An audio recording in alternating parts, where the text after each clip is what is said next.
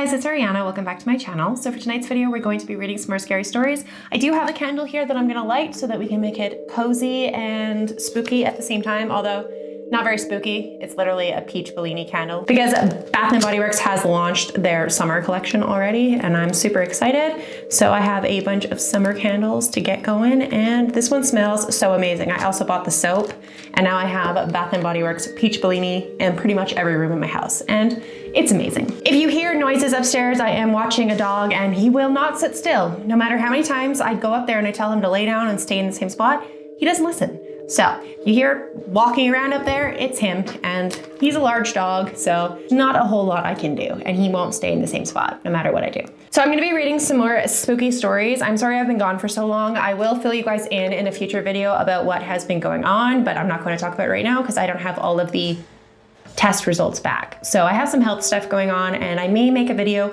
regarding the whole thing eventually, but not at the moment because I don't entirely know what's going on just yet. So I have been gone for a little while. I did have to have a minor surgery last week and I have stitches on my back and it's sore. So I haven't really been in the mood to film, but I am feeling okay today. So I'm ready to read some spooky stories.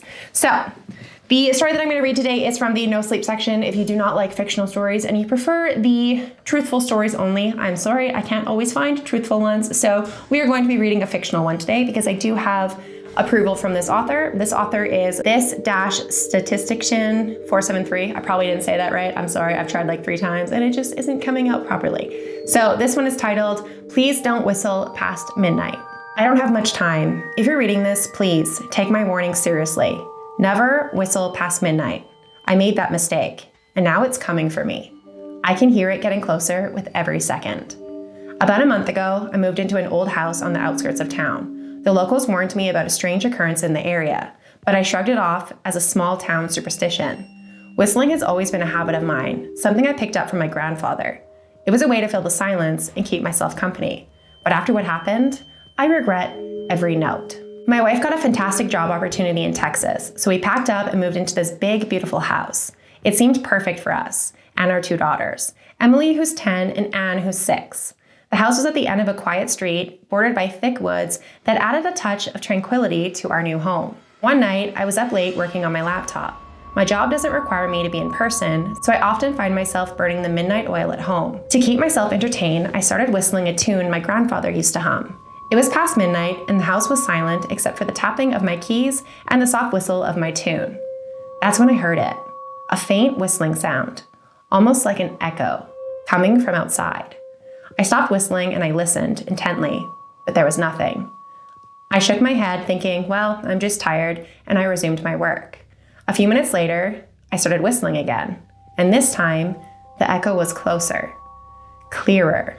I stopped once more, my heart pounding silently. It had to be my imagination, right? The next morning, Emily mentioned something that made my blood run cold though. Dad, I heard you whistling outside my window last night. Were you there? I tried to dismiss it, telling her it was probably just the wind, or her imagination playing tricks on her. But deep down, I felt a gnawing unease. Over the next few nights, the whistling continued. Each time I heard it, it seemed to be getting closer and more insistent. One particular unsettling night, I decided to stop whistling altogether, hoping to put an end to the strange echoes. But even after I stopped, the whistling continued, echoing through the house with a life of its own. It felt like a domino effect had been set in motion, and now there was no stopping it. The more I tried to ignore it, the louder and more persistent it became. Shadows began to move just out of the corner of my eye, and cold spots appeared in random places, sending shivers down my spine. The air in the house grew thick and oppressive, making it hard to breathe. My wife started complaining about the temperature fluctuations, and strange drafts seemed to be coming from nowhere. One night, as we were putting the girls to bed, Anne tugged at my sleeve with a worried look on her face. Dad, I heard you outside my window last night. You were telling me to come outside. Why did you do that?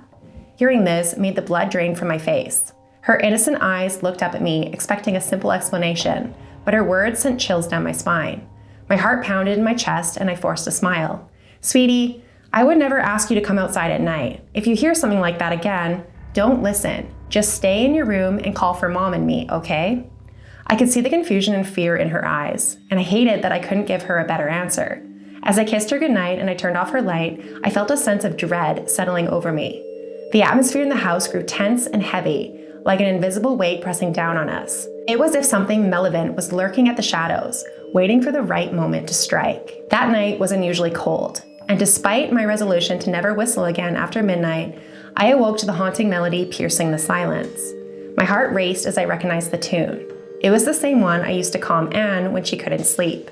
Panic gripped me as I realized the whistling was coming from her room.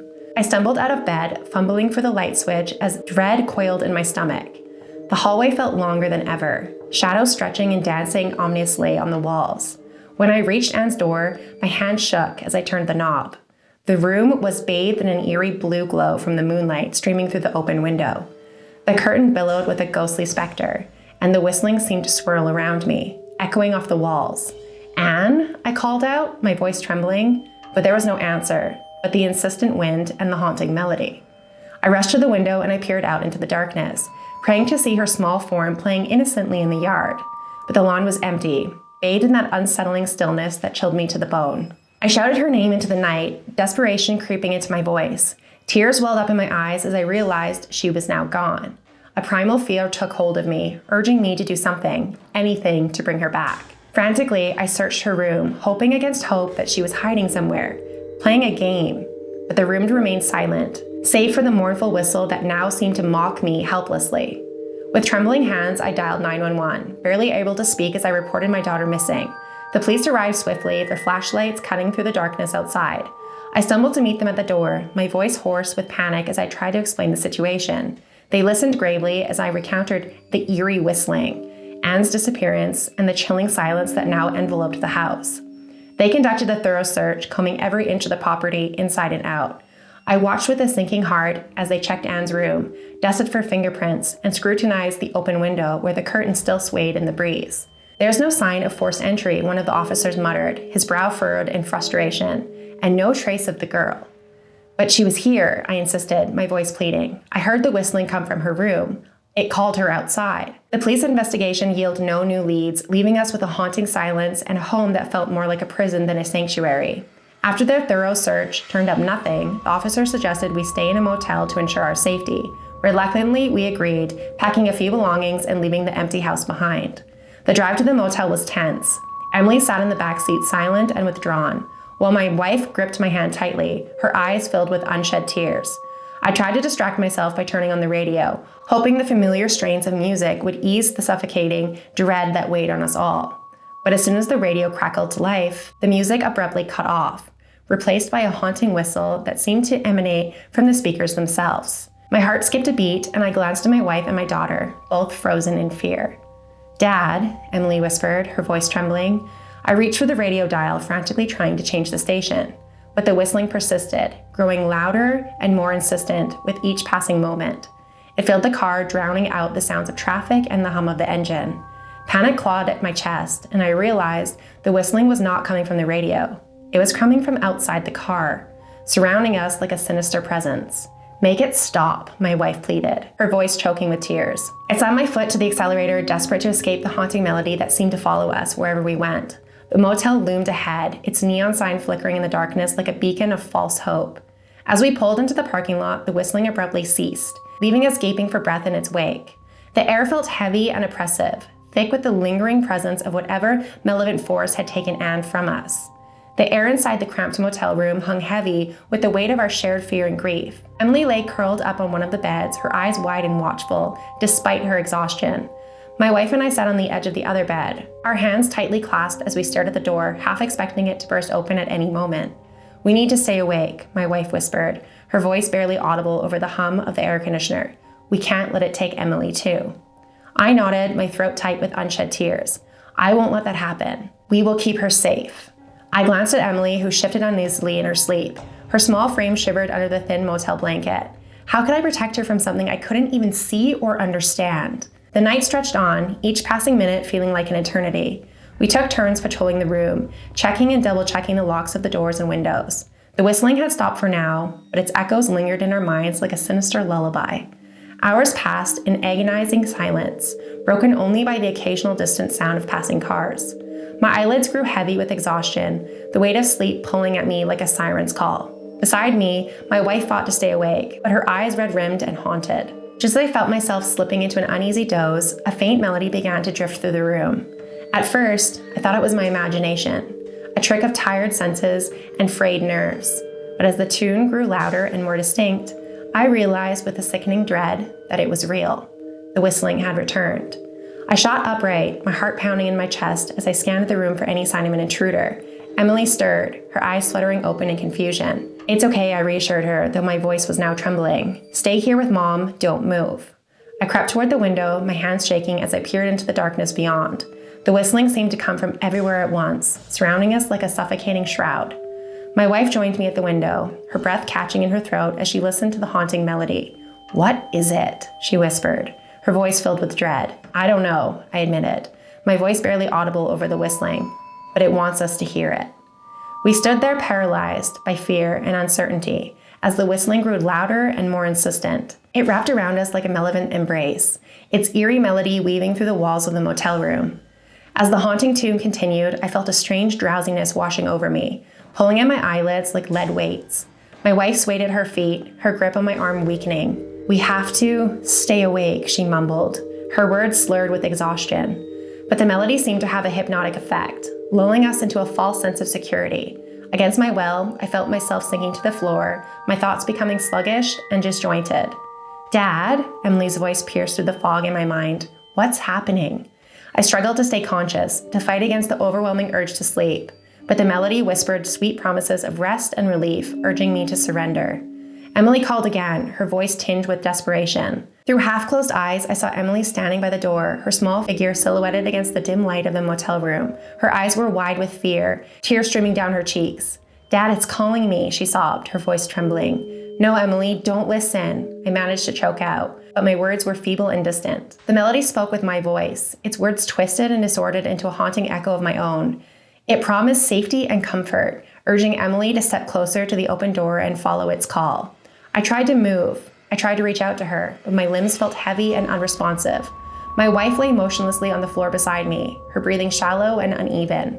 With a final desperate effort, I forced myself to stand. "Emily, come back," I shouted, but my voice was barely a whisper against the overpowering melody. And then, with a heartbreaking clarity, I watched as Emily reached for the door handle. The room seemed to spin around me as she stepped into the darkness beyond, swallowed by the haunting melody that had now stolen my voice and my strength. I woke abruptly, gasping for air, as I jolted upright on the motel room floor. The last thing I remember was the haunting melody filling the room, lulling us into a dangerous stupor. My heart raced with panic as I scanned the dimly lit space. "Sarah!" I called out urgently, scrambling to my feet. Beside me, she stirred, her eyes fluttering open with a groggy confusion. "What happened?" she mumbled, her voice thick with sleep. "Emily," I choked out, fear gripping my chest like a vice. "She's gone." The realization hit us like a physical blow. Emily, our precious daughter, had vanished. The room felt colder, emptier than before, as the reality of the nightmare sank in. "We have to find her," Sarah said, her voice trembling with raw panic. Nodding grimly, I grabbed the phone and dialed 911 once again, my fingers shaking as I recounted Emily's disappearance and our harrowing night at the motel. The operator's words were sympathetic but offered no immediate solace. Our daughter was missing, the time was slipping away. "We have to do something," Sarah whispered, her voice strained with desperation. A plan formed in my mind. "Let's go back to the house," I suggested. "Maybe we missed something. Maybe there's a clue we didn't see." Sarah hesitated for a moment, then nodded. "Okay," she agreed, her voice wavering but determined. The drive back home was a blur of fear and urgency. Sarah sat beside me, clutching my hand like a vice, her eyes fixed on the road ahead and tears streaked down her face. Emily's absence weighed heavily on us, the haunting melody still echoing in our minds like a restless specter. "Why is this happening to us?" Sarah whispered, her voice breaking with anguish. "What did we do to deserve this?" I glanced at her, my own heart heavy with guilt and fear. "I don't know, but I think I might be the reason." Sarah turned to me, her eyes wide with disbelief. "What do you mean?" I took a deep breath, steeling myself to reveal the terrible truth. "The whistling. I think it's because of me." I confessed, the words tumbling out in a rush. "I used to whistle late at night, and now it's taken our daughters." Sarah stared at me, her expression mix of confusion and dawning horror. "Why would that matter, though?" "I don't know," I replied, shaking my head in frustration. But every time I whistled, it seemed to get closer and closer. And now they're gone. As we pulled into our driveway, the once inviting facade of home now loomed ominously against the backdrop of an early morning sky. The air felt heavy with the palpable sense of foreboding, as if the very walls held secrets we were not meant to uncover under the dim light of dawn. "We need to check every inch of this place," Sarah declared, her voice wavering but resolute. "There has to be something we missed." I nodded, my throat tight with anxiety. "Let's split up. You search upstairs and I'll check downstairs and the backyard. We have to find something. Anything that could lead us to Anne and Emily." Sarah nodded, wiping tears from her cheeks with her trembling hands. "Be careful," she whispered. I forced a reassuring smile and squeezed her hand before heading towards the back door. The backyard stretched out before me, bathed in the soft hues of the rising sun. Shadows cast by the trees danced eerily along the edges of the lawn, and a chill wind rustled the leaves. I searched frantically, calling Anne and Emily's names into the gathering light, hoping against hope for any sign of them. But the backyard remained empty and silent, save for the distant sound of crickets chirping. As I turned to head back inside, a strange sensation washed over me, a prickling on the back of my neck, as if someone was watching. I dismissed it as paranoia, my nerves frayed from the night's events. Back inside, I began checking each room on the ground floor. The living room, the kitchen, the dining area, all devoid of any clues. Anxiety gnawed at my insides, and I moved through the house. The fear of what we might find or not find, clinging to every step. Then I entered the hallway leading to the basement stairs. I heard it. A voice that sounded unmistakably like my own, calling out faintly from somewhere below. "Sarah?" it said. My heart skipped a beat. How could this be? I hadn't spoken. The realization hit me like a punch to the gut. Something was mimicking me, luring Sarah into a trap. Thinking quickly, I grabbed my phone and sent Sarah a text message. "Don't listen to any voice you hear that sounds like me. It's not me. Stay where you are. I'm coming for you." I prayed she would see it in time. Sarah, already walking downstairs, answered the voice she thought was mine. "John?" Her voice echoed faintly down the hallway. As she entered the basement, the door shut behind her.